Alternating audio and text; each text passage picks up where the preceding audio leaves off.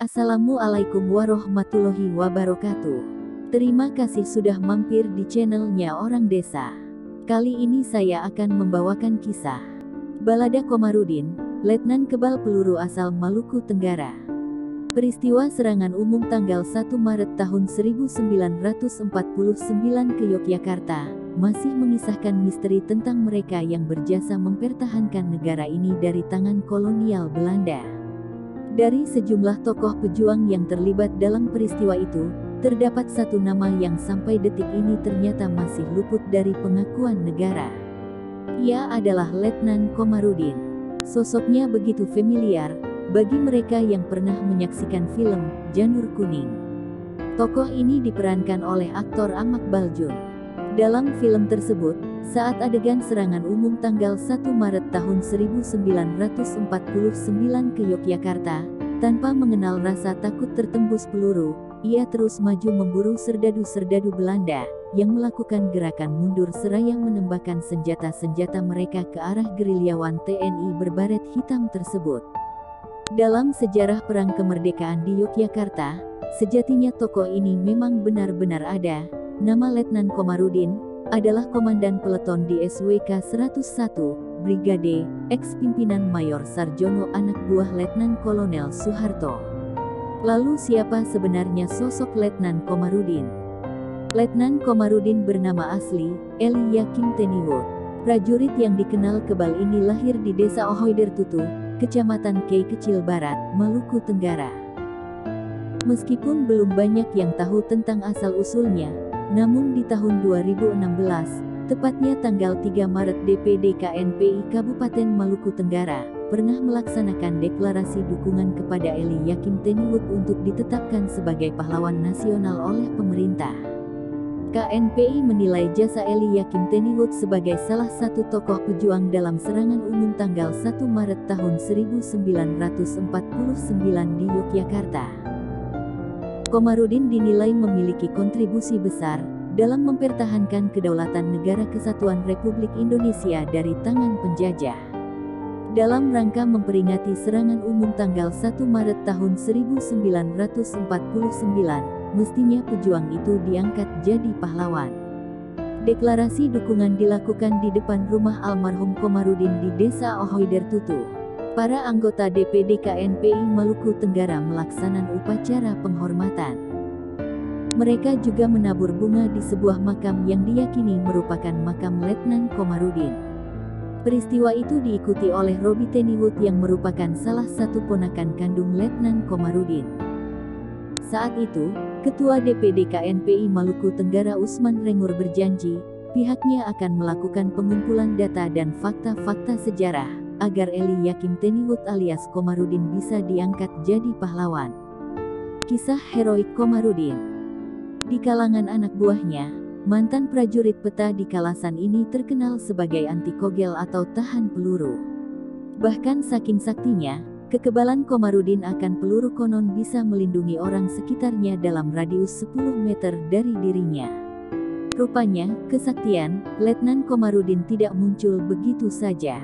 Sebagai pejuang pemberani, ia disebut-sebut masih memiliki hubungan darah sebagai cicit dengan Kiai Abdur Rahman yang dikenal sebagai Mbah Tanjung, salah seorang ulama terkemuka yang hidup di Peloso Kuning Minomartani, Sleman, pada era kekuasaan Sultan Hamengkubuwono I tahun 1755 sampai tahun 1792. Letnan Komarudin dalam tepukan tangan Panglima Besar Sudirman kepada Letnan Komarudin, beliau menyampaikan rasa terima kasih atas peristiwa tanggal 28 Februari tahun 1949 yang membawa hikmah bagi serangan umum tanggal 1 Maret tahun 1949. Ia pun diyakini merupakan keturunan langsung Banteng Wareng, salah seorang panglima perang pasukan Pangeran Diponegoro. Karena keturunan orang-orang sakti itulah, banyak dipercaya anggota pasukannya, ia kebal terhadap senjata apapun. Begitu populisnya nama Komarudin hingga di wilayah Sleman, ada sebuah masjid yang disemati namanya, Masjid Al-Komarudin. Sebelum bergabung dengan Soeharto, usai dari peta, Komarudin memang pernah bergabung dengan Laskar Hizbullah setempat. Banyak kawan-kawannya mengenal Komarudin sebagai sosok yang jenaka, selon, pemberani namun sedikit agak sentimental jika disentuh sisi-sisi kemanusiaannya. Salah satu contoh, saat Panglima Besar Sudirman dalam suatu pemeriksaan pasukan usai turun gunung menasehati, mengkritik sekaligus memuji serangan, salah lihat kalendernya pada tanggal 28 Februari tahun 1949, ia langsung terisak-isak menangis sambil terbata-bata berujar, "Siap Panglima. Saya tak akan mengulanginya." Peleton yang dipimpin Letnan Komarudin memang dikenal sangat berani, dan sering mengacak-acak pertahanan militer Belanda di dalam kota Yogyakarta. Begitu disegani namanya, hingga pihak intelijen militer Belanda atau Nevis pernah menjadikannya buronan. Konon penyerangan militer Belanda ke Dukuh Plataran, pada tanggal 24 Februari tahun 1949, yang menimbulkan korban tewas beberapa kadet Akademi Militer Yogyakarta, adalah salah satunya dalam rangka mencari dirinya, yang memang saat itu ia sedang berada di dekat Dukuh tersebut. Lantas bagaimana nasib Komarudin seusai perang? Memang jarang sumber-sumber sejarah yang memberitakan keberadaannya pasca penyerahan kedaulatan. Kecuali satu sumber yang dalam buku, Laporan kepada Bangsa, Militer Akademi Yogyakarta, yang ditulis Daud Sinjal. Di situ dituliskan tentang tuduhan sebagian kalangan militer yang menyebut dia terlibat dalam gerakan DITI. Menurut Priyanto, 59, sangkaan itu muncul kala Kompi Komarudin, saat itu berpangkat kapten, pada tahun 1950-an, dikirim ke Malangbong, Garut untuk menumpas pemberontakan Darul Islam Tentara Islam Indonesia (DITI) pimpinan Sekar Marijan Kartosuwirjo. Alih-alih berperang di Garut, Kompi Komarudin malah kerap ngopi bareng dengan pasukan DITI. Rupanya Komarudin merasa jengah berperang dengan para gerilyawan DITI yang sebagian merupakan rekannya saat aktif di Laskar Hizbullah. Malah di antaranya ada juga yang pernah satu perguruan dengannya saat belajar agama dan kanuragan. Akibatnya Mbah Komar dan pasukannya ditarik kembali ke Yogyakarta, dan sesampainya di markasnya langsung dipecat secara massal, ujar lelaki yang masih termasuk cucu dari Komarudin tersebut. Namun, dalam bukunya itu, Daud Sinjal pun menuliskan ternyata setelah diselidiki tuduhan itu sama sekali tidak benar. Nama Kapten Komarudin kemudian direhabilitasi. Namun sepertinya upaya rehabilitasi tak otomatis membuat karir ketentaraannya menanjak. Dikisahkan beberapa saat setelah ia mendapat rehabilitasi, secara resmi Komarudin mundur dari ketentaraan. Usai tidak aktif di ketentaraan, pada 1960-an, Komarudin memilih dunia jalanan sebagai jalur hidupnya. Di kota gede, namanya terkenal sekaligus disegani sebagai preman berhati baik. Tempat tongkrongan favoritnya di samping pabrik susu SGM, ujar Priyanto, yang di saat muda sempat mengaku kerap ngobrol dengan mantan petarung yang dalam kesehariannya doyan memakai topi koboi itu. Sekitar tahun 1969, Komarudin secara misterius tiba-tiba menghilang dari kota gede.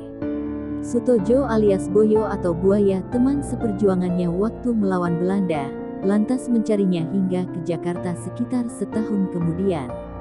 Di ibu kota itulah, Boyo menemukan Komarudin di wilayah Cempaka Putih.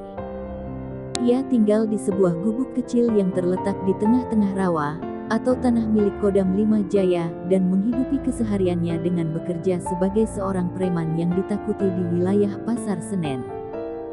Sejarawan Yogyakarta, Ki Herman Janutama menduga keberadaan Komarudin di Jakarta atas sepengetahuan Presiden Soeharto, yang merupakan mantan komandannya di Yogyakarta. Buktinya, saat tinggal di rawa yang terletak di Cempaka Putih itu, tiap bulan secara rutin ia kerap mendapatkan jatah beras bagian untuk tentara, ujar lelaki yang kenal baik dengan sebagian keluarga Komarudin itu. Karena dibujuk terus oleh sahabatnya Toyo Boyo, pada sekitar 1972, Komarudin akhirnya kembali ke kota gede. Tak lama sampai di kota tersebut, ia kemudian jatuh sakit hingga mengalami koma. Komar kemudian dirawat di Pusat Kesehatan Umat (PKU) milik Muhammadiyah. Dokter Barit adalah nama salah seorang yang menanganinya. Waktu kami rame-rame menengok Mbah Komar, Dokter Barit mengeluhkan ia tak bisa menyuntik Mbah Komar karena kulitnya atos, keras sekali, kenang Priyanto, sambil terkekeh. Tahun 1973, Komarudin akhirnya menghembuskan nafasnya yang terakhir di PKU Kota Gede.